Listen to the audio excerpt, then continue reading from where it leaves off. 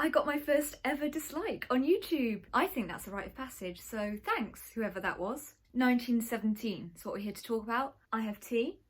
I have opinions. So I sat down to watch 1917 on a Saturday morning. It's quite early, in fact. Why did I do this? I would honestly say, first off, that I probably think that this is one of Sam Mendes' best films.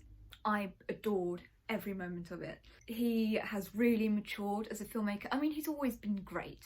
But I think sometimes when somebody spends their time doing stuff like James Bond, you kind of forget. It was more in the emotional vein, the same way as Birdsong or Atonement. George MacKay carries this movie. I highly doubt any other actor of that age could pull it off the way he did. His eyes throughout the whole thing are completely haunted. And even at the end, his fate's still uncertain, because this all takes place over the course of one day. Dean Charles Chapman plays Blake, George MacKay plays Lieutenant Schofield. They are picked for a mission to go and find Blake's brother's battalion before they can walk into a German trap. The Germans have retreated to draw other regiments into what is a heavily armoured trap. Dean Charles Chapman is also great. He's got this blithe, cocky, happy-go-lucky soldier spirit to him, but it's MacKay's quiet sort of woundedness. It's mentioned in the backstory that he has survived the Somme, and that was, for anybody that doesn't know, the Somme was a bloodbath. On a personal note, my great-grandfather was a Grenadier Guard, fought in both the Somme and at Passchendaele. He was wounded forever by his experience there. It was so awful.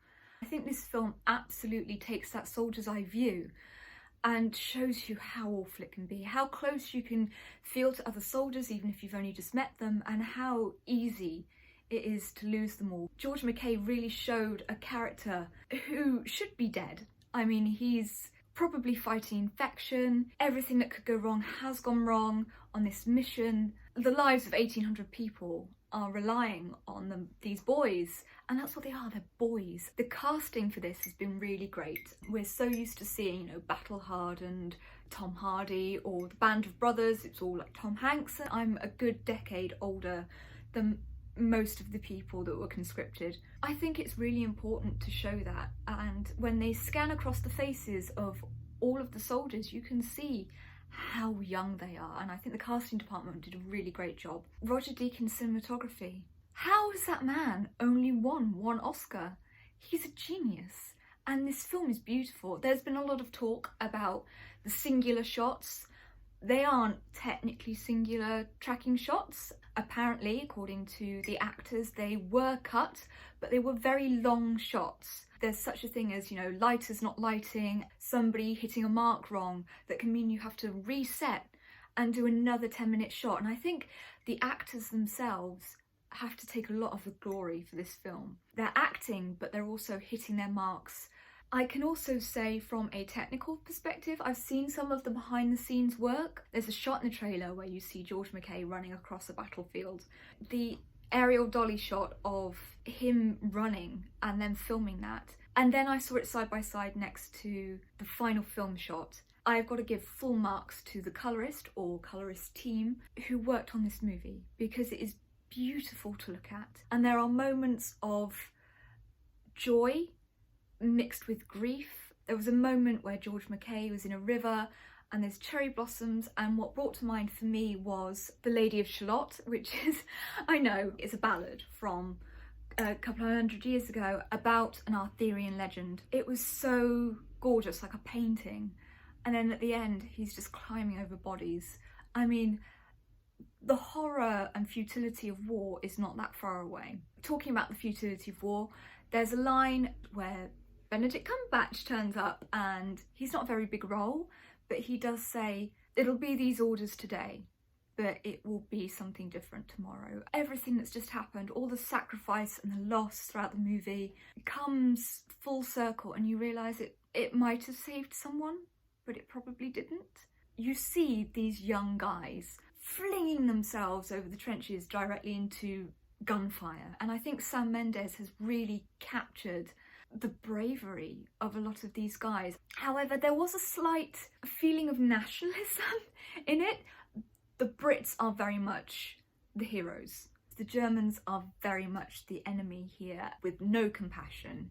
And it actually really showed how far ahead technologically and, you know, tactically the Germans were. It talks about how they used to booby trap their trenches in case enemy soldiers came across it, and how tactically how much better armed they were. There gets to a point where dialogue is not a big part of the movie. You are relying on George MacKay, who's at this point smeared, can't really see anything apart from these big haunting blue eyes, and his breathing. It's quiet apart from his breathing, and the tensions of the scene is ratcheted up when you can almost hear his heartbeat pick up. There is a scene setting in a bombed out town, and it takes place at night. The lighting is incredible. It's the filmic visual version of watching a fire, you know, so gorgeous but so terrible at the same time. There are lots of major actors. If you go and look on the cast list on IMDb, you're like, wow, they're a huge amount of actors. They're bit parts, which I think is brilliant. I've heard some things about Thomas Newman's score. I didn't find it distracting. Yeah, it was unsubtle, but, you know, with a lack of dialogue, sometimes film scores fill in that and become a kind of sustained dialogue within the music. It has a kind of unique brutality. Other films like Saving Private Ryan became famous for the amount of realistic gore that they had, you know, people would get limbs blown off and that sort of thing. You don't see a huge amount of that. What you do see is corpses. They will never go home again. They're basically crawling over corpses. They're casualties of war, and these guys have something to do and they've got to get on with it, and they've got to cut their emotions off. I really did love this movie. Obviously, this was very close to Sam Mendes' heart. He dedicated it to his grandfather who fought in the First World War. So I thought it encapsulated the bravery of a whole golden generation. If you can go and see it in the cinema, please, please do.